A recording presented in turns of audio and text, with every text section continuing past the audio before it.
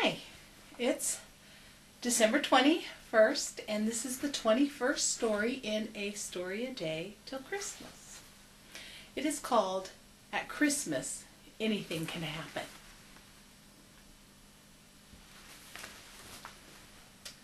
Mr. Hell lived alone in a big house on Miracle Street. Each evening he took a walk by Joey's house. "Hello, Mr. Hale," Joey would say. "Hello, Joey. How are you this evening?" Every child on Miracle Street said their daily hellos to a smiling Mr. Hale as he passed by their homes. But when Christmas came each year, the children were especially happy to be Mr. Hale's friends. The little old man always decorated a fine, tall tree cut from the forest, and he put a gift under its green spreading branches for each boy and girl he knew and loved. This year Joey ran over to Mr. Hale's house to sneak an early peek at his beautiful tree. Joey knocked on the front door, but no one answered.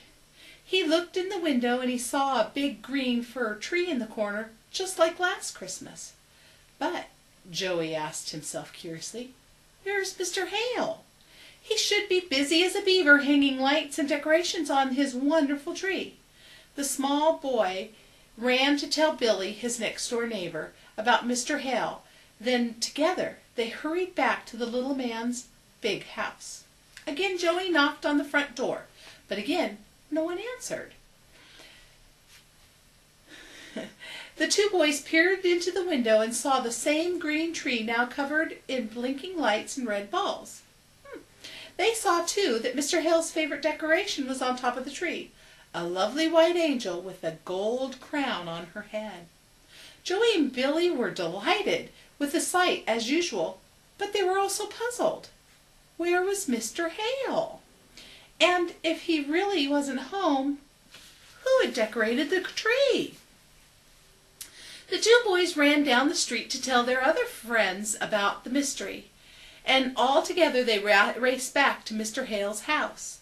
Joey knocked on the front door, this time as loudly as he could, loud enough to wake a herd of sleeping elephants. Still no one answered. All the children looked in the window and saw the beautiful tree that was now encircled by brightly wrapped gifts. "Mr. Hale must be home," Joey declared, full of worry. "He might be sick." And when he went up to the front door, it opened all by itself. The children dashed inside. They searched for Mr. Hale in every room on the first floor of the big house, but found no one. They were about to go upstairs to look when they heard a slight noise coming from the stairway. They turned to see a beautiful lady dressed in white, with a gold crown on her head, carrying more colorfully wrapped packages. "Oh, there you are!" she exclaimed joyfully. "I was afraid you wouldn't come. My brother, Mr. Hale, would have been so disappointed if you hadn't." "Where is our friend?" Joey asked with a deep concern. "Yes, where is he?" asked Billy and all the others. The lovely lady put down the presents and spoke softly to the children. "Well, Mr. Hale is in the hospital for a while because he hurt his back, and I thought how wonderful it would be if perhaps I prepared everything just the way he does every Christmas Eve." Then the lady in white, who reminded Joey of someone special, gave each child a gift to be opened on Christmas morning. Afterwards she served ice cream piled high on pink cones and chocolate cake, just as Mr. Hale would have done. Later they sang carols and wished each other, as very good friends do, a Merry Christmas. Still, Joey felt an emptiness inside, without Mr. Hale to share in the party. If Mr. Hale knew we have such nice presents, would he be happy too and get well sooner? Joey said to his friends. "Let's go tell Mr. Hale about the beautiful tree and everything." Just before the children waved goodbye to Mr. Hale's sister, she took down the angel from the top of the tree and gave it to Joey. At the hospital, Mr. Hale's sad face brightened at the sight of the children, his friends. He sat up in bed. "I'm sorry I couldn't put up the tree this Christmas, kiddies," he said, "or give you ice cream and cake and lovely presents." Joey laid a hand on Mr. Hale's shoulder. Don't worry, your sister took care of everything. This Christmas Eve was just the same as always, except we missed you. Your sister is a wonderful lady."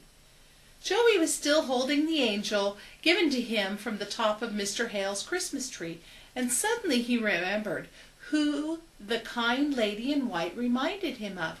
"See, Mr. Hale, your sister looked exactly like this angel." Mr. Hale's face went pale, but a twinkle came in his eye.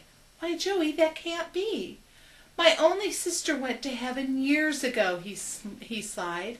Joey stared deeply into the face of the angel in his hand and noticed something very strange indeed. "Mr. Hale," he said in a soft, wondering voice, "I don't think your angel was smiling last Christmas. No, I'm sure she wasn't smiling last year." "So why," Joey asked, "is she smiling now?" Mr. Hale took hold of the dainty little figure in white and stared into its tiny face. A big smile appeared on the old man's face, too. "You know, Joey, I think you're right," he said. "I can't remember the angel smiling when my sister gave it to me years ago. But after all," Mr. Hale continued, his blue eyes growing moist, "I suppose at Christmas anything can happen on Miracle Street." Joey moved closer to Mr. Hale's bed and put out his arms around his neck. What a strange, mysterious, wonderful Christmas Eve this had been.